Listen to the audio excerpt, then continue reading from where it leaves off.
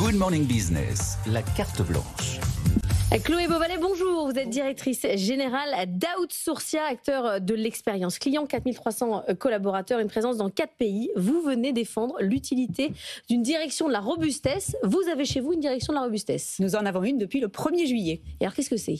C'est une direction du pilotage, mais avec une perspective différente, qui ne vise pas l'efficacité et l'efficience uniquement à court terme, mais qui regarde comment une entreprise, le corps social qu'est l'entreprise, peut être plus malléable, plus adaptable, de façon à la fois à être résilient aux crises. Vous venez de l'évoquer à nouveau, toutes les problématiques géopolitiques, économiques, climatiques, mais aussi le rapport au travail qui change, et être capable aussi de saisir les opportunités, de rebondir face à des choses qu'on ne peut plus prévoir. Mais c'est un chef des crises, c'est un chef de l'agilité, c'est quoi ? C'est un chef de tout ça, c'est quelqu'un qui en transversal va animer une réflexion qui n'est pas simplement de s'assurer qu'on est efficace à court terme et individuellement, mais qu'on est tous ensemble en train de construire quelque chose qui est pérenne dans le temps. Mais comment vous mesurez l'efficacité de son travail ?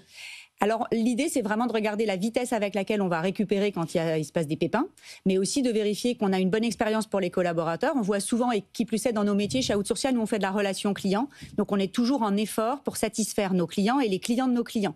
Cet effort-là, il est consommateur d'énergie et il est fatigant. Donc si on veut avoir une bonne expérience collaborateur, moins de turnover, moins d'absentéisme, des choses très pragmatiques, mais qui permettent de mesurer l'efficacité du pilotage par la robustesse. Mais alors, vous avez, c'est une femme, je crois, qui est directrice chez vous de la robustesse. Concrètement, c'est quoi sa journée ? Alors, on va retrouver des fonctions que vous connaissez, de la chefferie de projet, du pilotage financier avec du contrôle de gestion, de la comptabilité, de la business intelligence pour toute la partie reporting financier, mais aussi la partie dimensionnement, planification pour les équipes. Donc, en termes de fonctions, honnêtement, ça ressemble pas mal à une direction du pilotage. Mais en termes de perspective, c'est complètement différent puisqu'on ne cherche pas à mesurer une efficacité immédiate. Et c'est ça qui change tout. Et en termes de profil, vous êtes allé chercher quel type ? Alors, c'est un profil à la fois financier, mais avec une dimension très polyvalente. On parle beaucoup d'hybridation des compétences aujourd'hui. Et là, on trouve quelqu'un qui a à la fois un profil de DSI, de directrice financière et de DRH administrative, on va dire. Ah ouais. Donc, quelque chose qui est très polyvalent. Vous avez trouvé ça où est-ce que vous avez... à 5 pattes. Où est-ce que vous avez trouvé ça ? Sur LinkedIn ? Alors, on a grandi dans le groupe Outsourcia par acquisition. Donc, on vient de faire une acquisition dans une entreprise qui est petite. Et en fait, vous retrouvez souvent dans des PME des gens qui ont des postes qui sont assez hybrides, assez larges. Et là, en l'occurrence, c'était le cas. Mais comment vous lui avez vendu le projet ? Vous lui avez dit on va inventer un métier, suivez-moi ? Alors, le métier, il commence quand même à se structurer. Il y a un réseau de l'ONU qui regroupe les Chief Resilient Officers. Alors, moi, j'aime moins la notion de résilience qui donne l'impression qu'on ne réagit qu'à des crises. Ouais, qu'on a un problème. Voilà. J'aime bien aussi qu'on puisse... Vous voulez anticiper, en fait.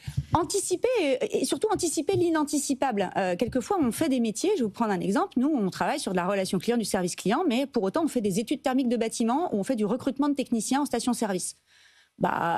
Si on veut ranger la chambre, on se dit on arrête de faire ces métiers. Non, parce que c'est au service de nos clients, ça a du sens. On ne sait pas si demain ce sera pertinent ou pas.